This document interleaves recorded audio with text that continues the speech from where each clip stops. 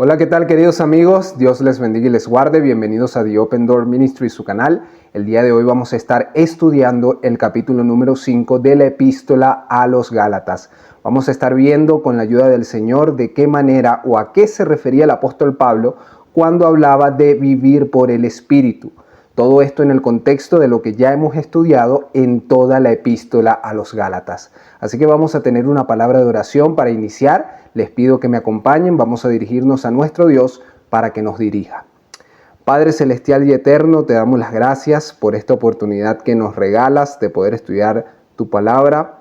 Queremos pedirte en el nombre de Jesús que tú nos dirijas, que tú abras nuestro entendimiento, para que de esa manera tu palabra pueda transformarnos y nos ayude a vivir por el Espíritu. Que Cristo sea exaltado en este momento y por siempre. Cuídanos y guárdanos, perdona nuestros pecados. En el nombre de Jesús. Amén y amén. Bien, amigos, vamos a leer rápidamente Gálatas capítulo 5 y versículo número 1, que es el primer texto que vamos a estar analizando, y dice de la siguiente manera: Estad pues firmes en la libertad con que Cristo nos hizo libres, y no estéis otra vez sujetos al yugo de la esclavitud. Vemos entonces, y es algo que hemos estudiado reiteradas veces en la epístola a los Gálatas, que el apóstol Pablo alude mucho al término de la esclavitud y de la libertad. Y ese es el tema central precisamente de Gálatas capítulo 5. El apóstol Pablo nos va a explicar qué significa vivir en el Espíritu y por ende vivir en libertad.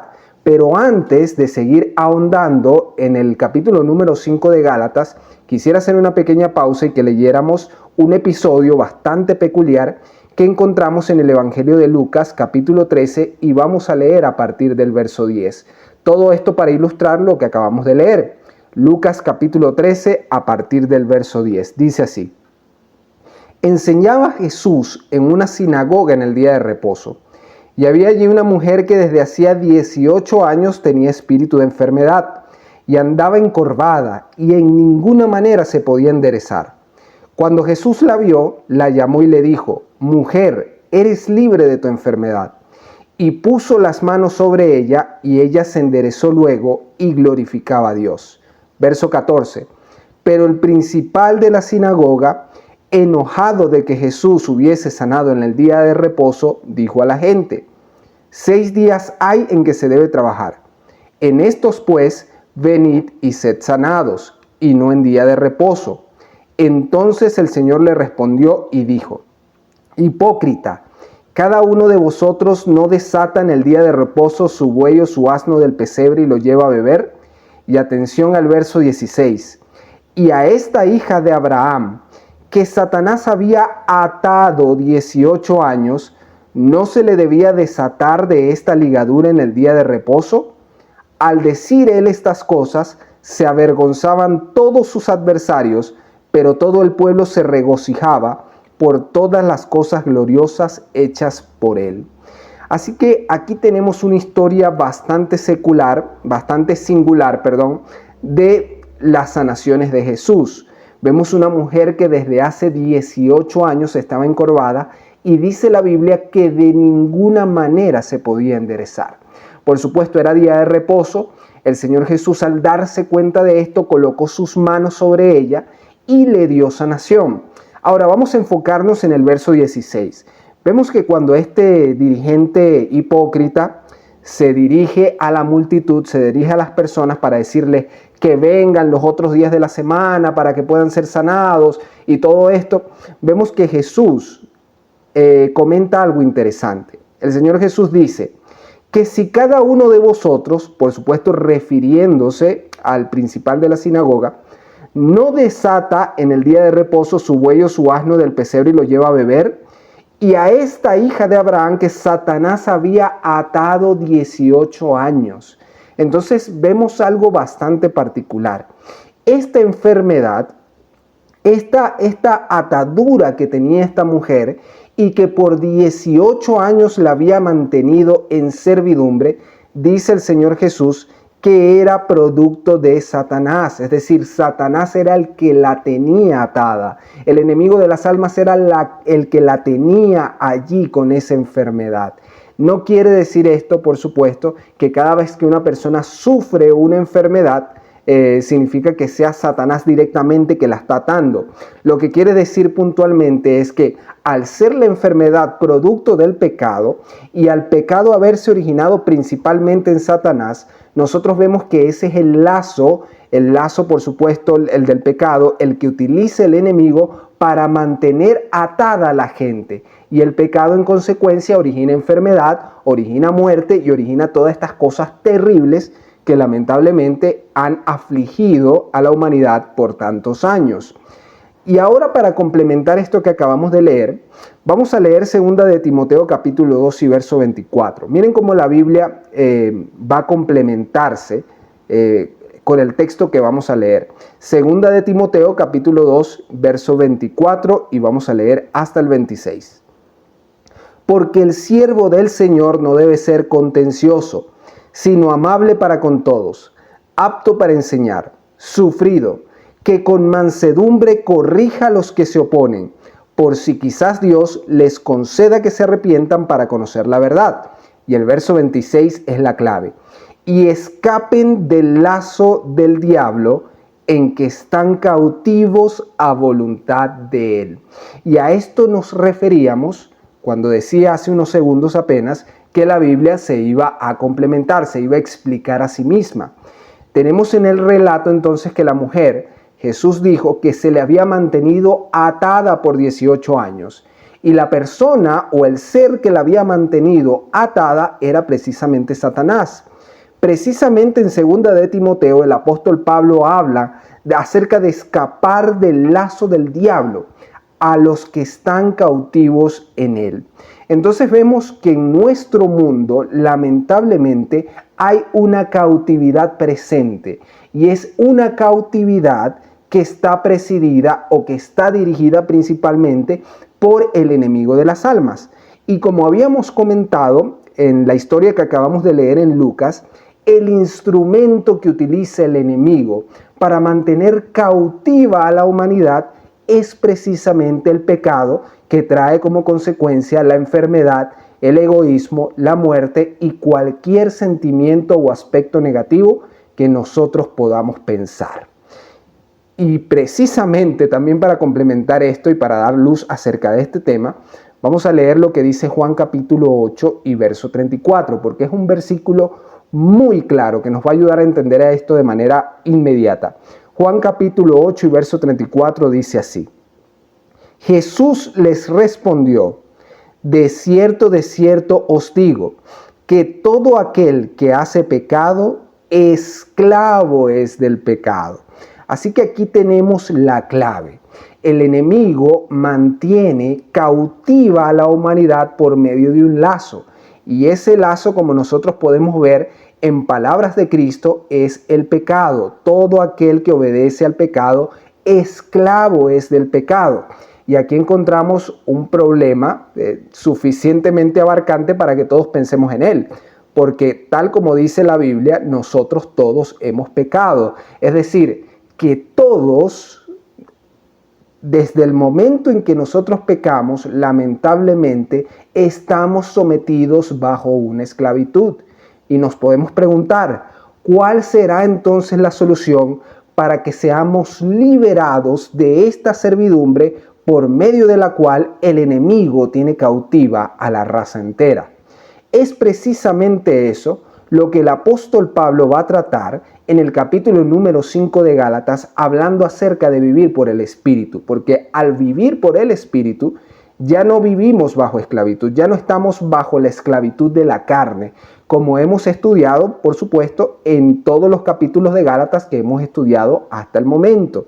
Vamos a volver a Gálatas capítulo 5 y versículo 2 para que sigamos entonces la narrativa de la epístola. Dice así: He aquí, yo Pablo os digo que si os circuncidáis, de nada os aprovechará Cristo. Y otra vez testifico a todo hombre que se circuncida, que está obligado a guardar toda la ley. De Cristo os desligasteis, los que por la ley os justificáis, de la gracia habéis caído. Entonces, Hablábamos específicamente en el capítulo número 1 de Gálatas, que por cierto, si no lo han visto, te invito a que lo puedas ver y que puedas ver toda la serie, porque con la ayuda de Dios será para tu edificación. Te voy a dejar algunos capítulos por acá. Pero en el capítulo número 1 de Gálatas, cuando lo estábamos analizando, hablábamos de que el apóstol Pablo estaba combatiendo precisamente un evangelio pervertido que se había colado en las iglesias de Galacia y que dictaminaba que el hombre no solamente se salva por medio de la fe en Cristo, sino también tenía que cumplir con las obras de la ley. Y cuando hablamos de las obras de la ley, estamos hablando precisamente o en el contexto de Gálatas de la celebración de varios ritos y de varias ceremonias. Así que el apóstol Pablo aquí en el capítulo 5 está hablando acerca de la circuncisión puntualmente. También tenemos un video acerca de la circuncisión y él está diciendo que todo aquel que se circuncida está obligado a guardar toda la ley. Y esto tiene completa lógica, porque si una persona decide que necesita circuncidarse para poder entrar de esa manera bajo la gracia, así como está obedeciendo la circuncisión, tiene que obedecer todos los demás ritos para de esa manera ser considerado como salvo. Y el apóstol Pablo lo que quiere predicar en la totalidad de la epístola a los Gálatas es que la gracia de Cristo es suficiente para que el ser humano pueda ser salvo y de esa manera pueda vivir en libertad. Eso es lo que vemos desde el versículo 2 al versículo 4. Y déjenme decirles que el apóstol Pablo es categórico. Si bien el apóstol Pablo, como muchos malinterpretan de la epístola de Gálatas, no está hablando acerca de que la ley está abolida, y recuerden ustedes que cuando estudiamos el capítulo 4 de Gálatas en nuestra entrega anterior, hablábamos acerca de la alegoría de Sara y Agar. Y la alegoría de Agar no quería decir puntualmente la ley de Dios, la cual es eterna, sino la actitud que tuvo el pueblo frente a la entrega de la ley. El pueblo decidió obedecer la ley por sus propios medios y no confiar en que Dios les iba a dar el poder para hacerlos obedientes y darles un nuevo corazón para que obedecieran. Ese es el contexto. Y una frase que hemos repetido en esta serie: decir que hemos muerto para la ley no significa que la ley ha muerto.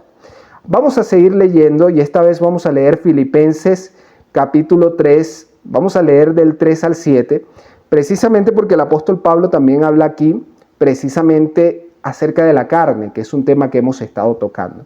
Filipenses capítulo 3, del 3 al versículo 7. Porque nosotros somos la circuncisión. Interesante, porque el apóstol Pablo, habíamos visto, estaba hablando de la circuncisión. Los que en espíritu servimos a Dios y nos gloriamos en Cristo Jesús. Aquí está la clave. Entonces, los que son de la circuncisión son los que en espíritu sirven a Dios y se glorian en Cristo Jesús. Y fíjense la siguiente frase: no teniendo confianza en la carne. Interesante, todo lo que hemos hablado. Dios no necesita que nosotros obedezcamos carnalmente a su ley para poder ser catalogados como justos. Eso lo hace Cristo a través de su gracia. Pero vamos a leer el versículo 4, porque si nos quedan algunas dudas acerca de quién era el apóstol Pablo y por qué estaba hablando lo que estaba hablando, el versículo 4 nos va a ayudar a entender el currículum, por así decirlo, del apóstol Pablo para poder decir estas cosas. Aunque yo tengo, dice el verso 4, también de qué gloriarme en la carne. Si alguno piensa que tiene de qué confiar en la carne, yo más. Circuncidado al 8º día, del linaje de Israel, de la tribu de Benjamín, hebreo de hebreos, en cuanto a la ley, fariseo, en cuanto a celo, perseguidor de la iglesia, en cuanto a la justicia que es en la ley, irreprensible. Y dice el versículo 7, pero cuantas cosas eran para mi ganancia, las he estimado como pérdida por amor de Cristo. Así que el apóstol Pablo sabe de lo que habla cuando recomienda, cuando exhorta a los creyentes a no vivir por medio de la carne. Él sabía lo que eso significaba, porque él había vivido mucho tiempo por la carne. Y valga que tenía un buen currículum, era circuncidado al 8º día, era de la tribu de Benjamín, era hebreo de hebreos, era celosísimo de las tradiciones, es decir, era un hombre que había vivido por la carne por mucho tiempo viviendo en el celo, pensando que de esa manera estaba glorificando a Dios. Pero lo cierto es, queridos amigos y queridos hermanos, que cuando el apóstol Pablo conoce a Cristo, se da cuenta que cualquier obra humana que tanto él como cualquier otra persona pudiera hacer, en realidad eran como trapos de inmundicia delante del Señor.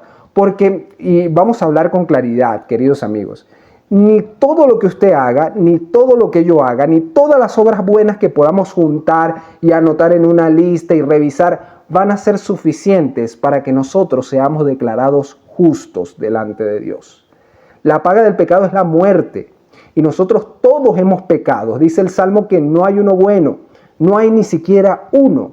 Entonces, cuando nosotros nos enfrentamos a esa realidad, lo único que puede pasar por nuestra mente es que necesitamos de la gracia de Cristo para poder ser justificados y para vivir realmente por el Espíritu, porque vivir por el Espíritu, como acabamos de leer, es lo que el apóstol Pablo considera como vivir en libertad.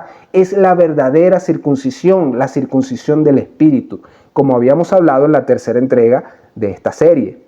Vamos a seguir leyendo y vamos a volver a Gálatas capítulo 5 y vamos a leer los versículos 5 y 6, que dicen así: Pues nosotros por el Espíritu aguardamos por fe la esperanza de la justicia, porque en Cristo Jesús ni la circuncisión vale algo, ni la incircuncisión, sino la fe que obra por el amor.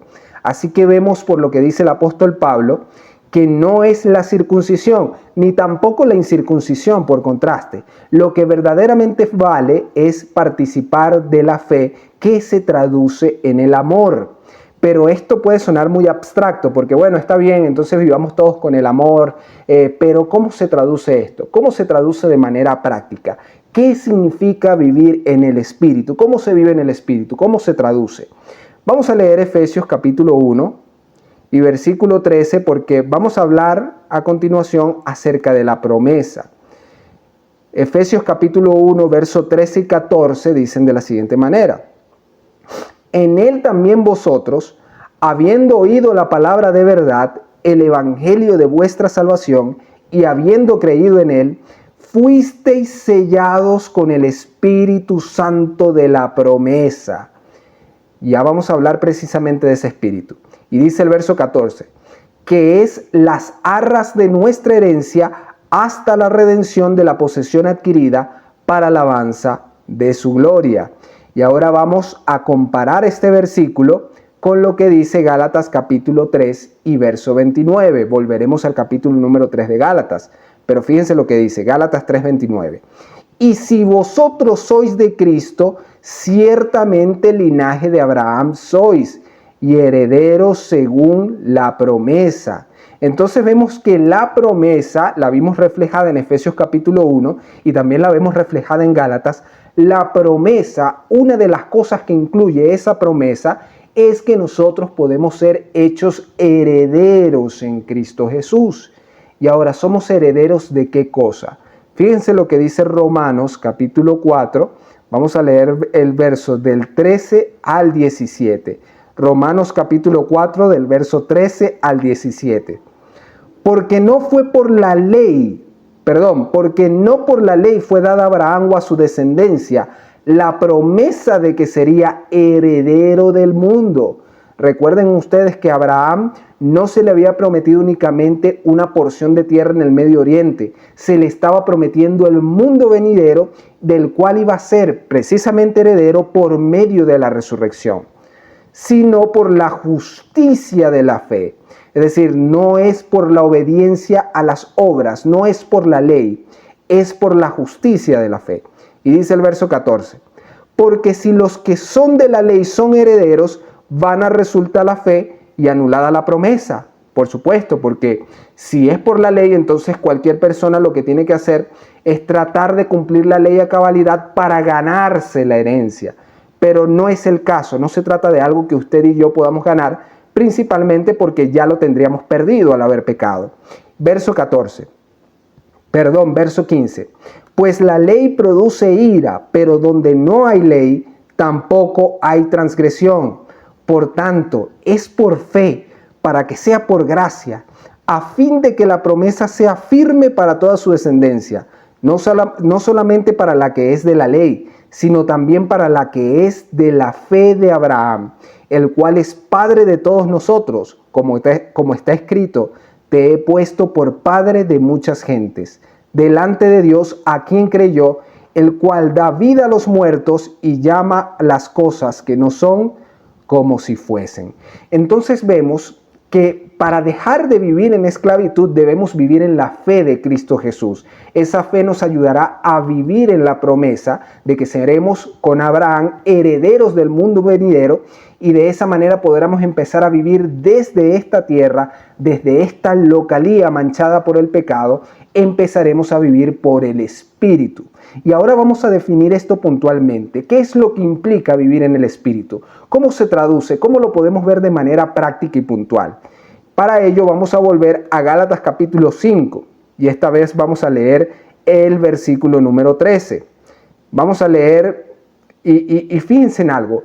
Traten de relacionar, vamos a hacerlo con la ayuda del Señor mientras leemos, pero vamos a relacionar el concepto de vivir en el Espíritu y de vivir en libertad, porque estos son dos conceptos que el apóstol Pablo analiza de manera prácticamente entretejida, así que no los podemos separar, el concepto de vivir en el Espíritu y de vivir en libertad, porque vivir en la carne, ya sea en pecado o intentando por nuestro propio medio cumplir la ley de Dios, que por supuesto también es pecado, eso se traduce como vivir en esclavitud.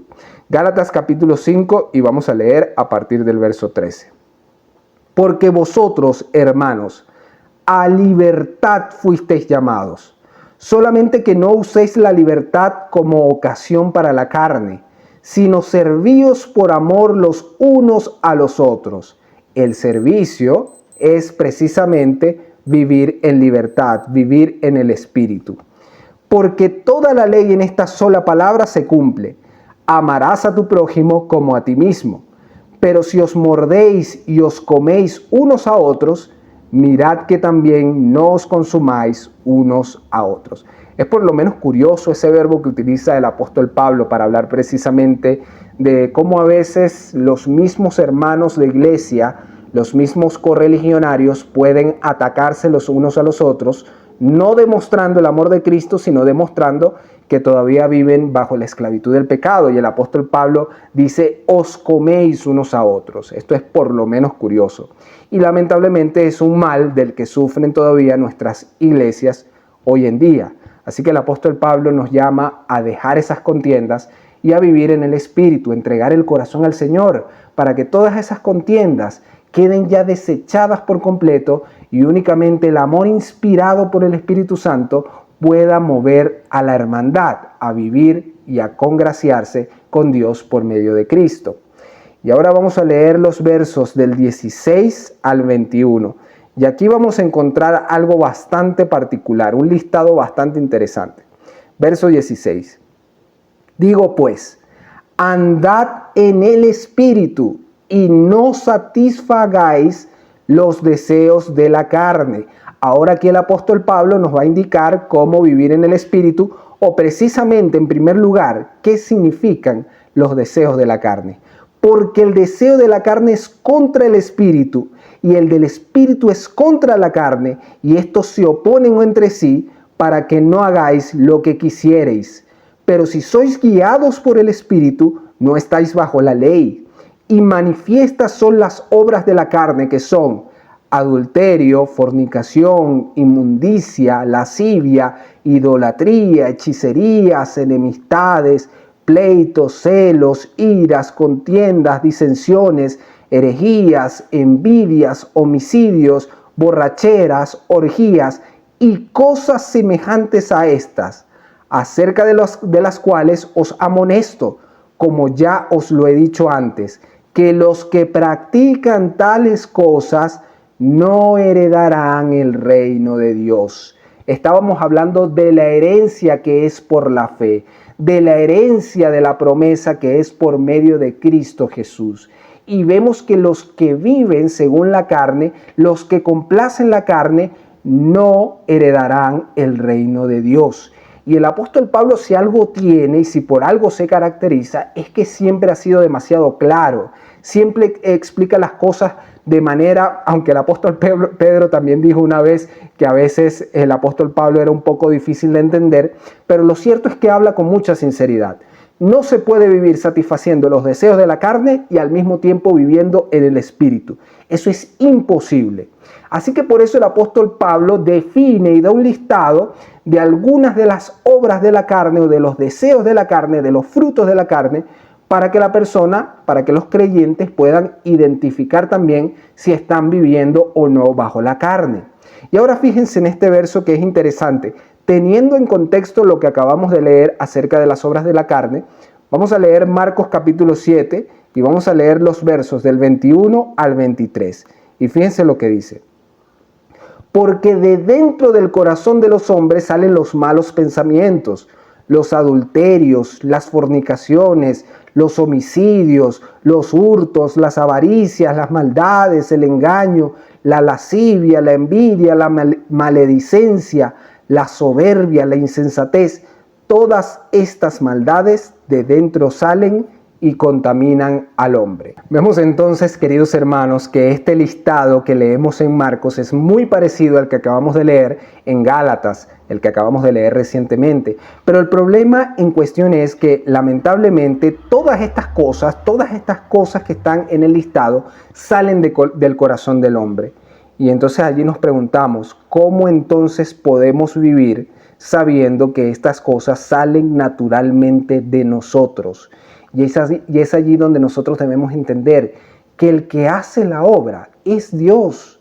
Mire, usted se puede esforzar, y incluso se los puedo decir por experiencia porque me ha pasado, tratar de erradicar hábitos, tratar de erradicar defectos de carácter que son cultivados o heredados por medio del esfuerzo, por medio del intento constante, pero la verdad es que únicamente viviendo en el Espíritu, y se vive en el Espíritu a través de la fe en Jesucristo, es como nosotros podremos vivir en libertad. Porque vivir en el Espíritu, como veíamos antes, es sinónimo de vivir en libertad. Es cuando nos quitamos, o cuando se nos quita, mejor dicho, el yugo del pecado por medio de la gracia de Cristo Jesús. Así que, y fíjense, este versículo lo dice de manera maravillosa. Fíjense lo que dice Jeremías capítulo 17, versos 9 y 10. Jeremías 17, versos 9 y 10. Engañoso es el corazón más que todas las cosas y perverso. ¿Quién lo conocerá? Y fíjense la respuesta en el verso 10. Yo Jehová, que escudriño la mente, que pruebo el corazón para dar a cada uno según su camino, según el fruto de sus obras. Así que el profeta se pregunta, porque él dice, engañoso es el corazón más que cualquier otra cosa. ¿Quién lo conocerá? Y en el versículo 10 el Señor responde de una manera categórica, yo Jehová que escudriño la mente y que pruebo el corazón. Así que si el único que conoce la profundidad del corazón del hombre e incluso todo lo malo que se puede gestar dentro de él es el Señor, lo lógico es que el único que tenga la solución para ese corazón envenenado por el pecado sea el mismo Dios.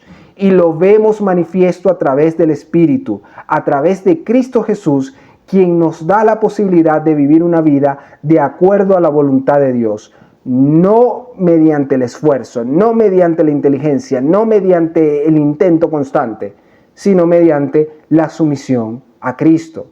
Si usted quiere vivir en una vida en la carne, no tiene que hacer nada, porque le va a salir naturalmente.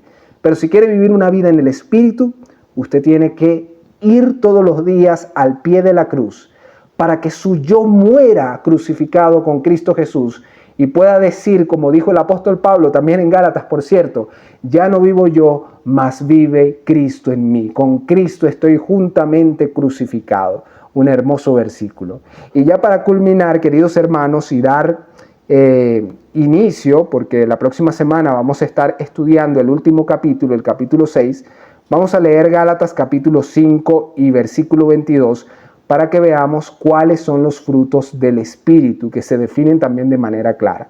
Capítulo 5 de Gálatas del verso 22 al verso 25.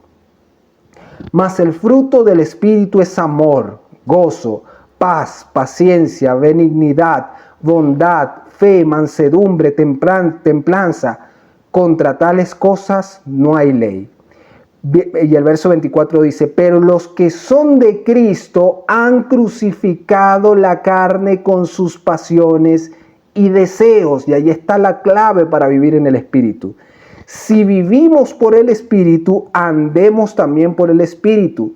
No nos hagamos vanagloriosos, irritándonos unos a otros y envidiándonos unos a otros. Y aquí está la vida práctica. Usted tiene que crucificar la carne con sus pasiones y deseos. Y esto solamente lo puede hacer meditando en la cruz de Cristo, meditando en su muerte, queriendo participar de su gracia y no resistiéndose al poder del Espíritu Santo que atrae al corazón para que podamos ir al trono de la gracia por medio de Cristo Jesús.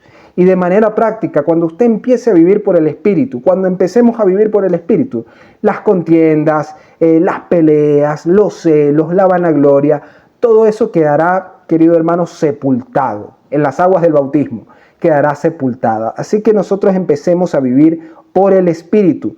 No nos irritemos los unos a los otros y vivamos en libertad, como dice el apóstol Pablo. Si empezamos a rendirnos a Cristo y empezamos a someter cada uno de nuestros deseos a la obediencia de Dios, entonces empezaremos a vivir en libertad. Y seremos como esa mujer que después de 18 años siendo atada por el lazo del enemigo, fue liberada milagrosamente por Cristo Jesús. Espero que ese sea tu deseo. Si te ha gustado este video, no olvides darle like, compartirlo y de esa manera estaremos sirviendo al Señor por medio de otros estudios. Yo soy Roberto Barrios, queridos amigos, y será hasta una próxima oportunidad.